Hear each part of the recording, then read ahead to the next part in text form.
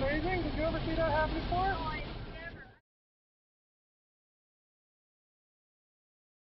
Japan suffered the worst. First, it was hit by a huge magnitude 9.0 earthquake, the fourth largest earthquake ever recorded. This triggered a 40-meter high tsunami that swept away entire cities, and in turn, the wave triggered a nuclear meltdown, the effects of which will be seen for many years to come. Distinguished scientists from all over the world. Why is this particular report of significance? Well, firstly, because it clearly assesses the impacts of climate change in different parts of the world. And this time, far beyond what we were able to achieve in the third assessment report of the IPCC.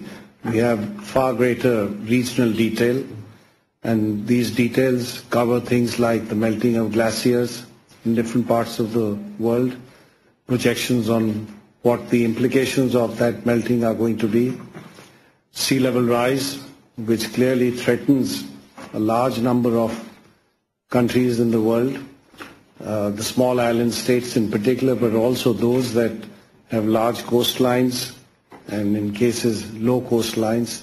There are mega deltas that are particularly vulnerable, and those have been identified in this report. There are going to be impacts on agriculture. Those have been assessed and quantified, and all of this has important implications for food security. And there's a much larger dimension that I think the impacts of climate change bring to the fore in a very focused manner. And that's the equity dimensions of the problem. But it is a very free country, the most free country in the world. The government has very little capacity to repress by force, some, but very little comparatively. So that means we're quite free to become informed, to become organized, to develop, to enter into the political arena, to press our demands, and to achieve them. And it's not utopia. I mean, it's happened in the past. Here, it's happened here. It's happening elsewhere. Secretary on this issue. Of course we believe that the Supreme Court has, and the courts have as their duty and responsibility, the ability of striking down laws as unconstitutional. The President was talking about the precedent under the Commerce Clause here, represented by the legislatures, the duly elected legislatures' ability to address challenges to our national economy, and that is certainly what healthcare represents. Joining us now, Chris Direwalt, our Fox News digital politics editor and host of Power Play on FoxNews.com. Chris, what's going on here? Well, the president is underway with his re-election campaign in full swing, as we heard in his comments about Republican budget proposals yesterday.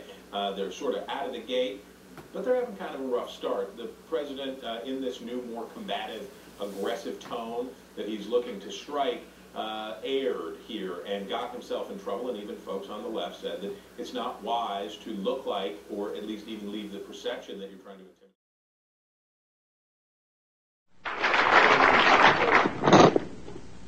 Hello, I'm Severin Suzuki speaking for ECHO, the Environmental Children's Organization. We're a group of 12 and 13-year-olds trying to make a difference. Vanessa Setti, Morgan Geisler, Michelle Quigg, and me. We've raised all the money to come here ourselves, to come 5,000 miles to tell you adults you must change your ways. Here, you may be delegates of your government, business people, organizers, reporters, or politicians, but really, your mothers and fathers, sisters and brothers, aunts and uncles, and all of you are someone's child. I'm only a child, yet I know we are all part of a family, 5 billion strong. In fact, 30 million species strong. And borders and governments will never change that. I'm only a child, yet I know we are all in this together and should act as one single world towards one single goal. In my anger, I am not blind, and in my fear, I am not afraid of telling the world how I feel.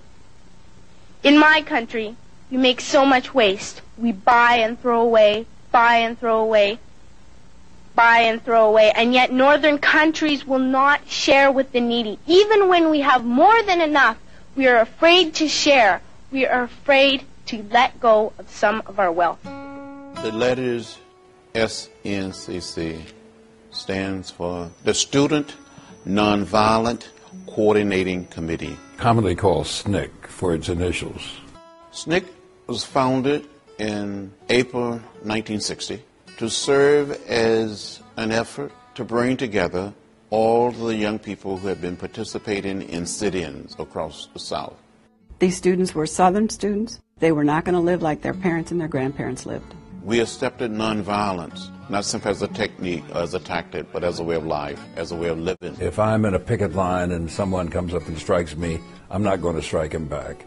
If I'm marching down the street in a protest march and someone spits at me, I'm not going to spit back at him. People that were prepared and willing to go into hell's fire. Well, my trouble is hard, so hard. Well, my trouble is hard, so hard. SNCC's job was to facilitate whatever these students needed. If they went to jail, it was to find a way to get them out of jail.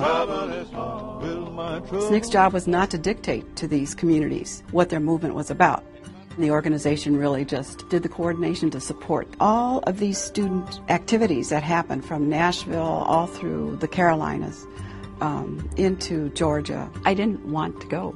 I was too afraid. But it was like, if I'm going around on campuses telling people that they should help in the South and I don't do it, what kind of hypocrite am I? So I ended up there and developed a whole literacy project.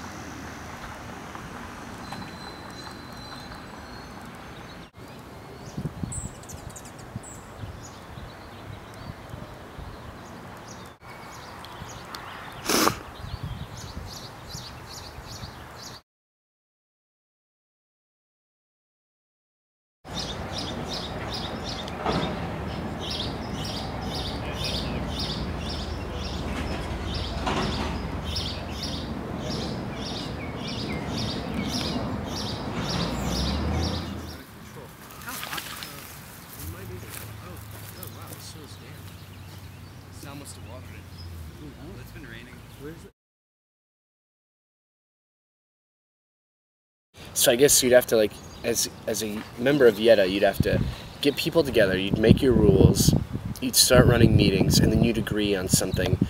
Maybe it's, let's only tackle one issue at a time, right. Whatever, but, or maybe you make a broad list of issues and then you just go at it, you know?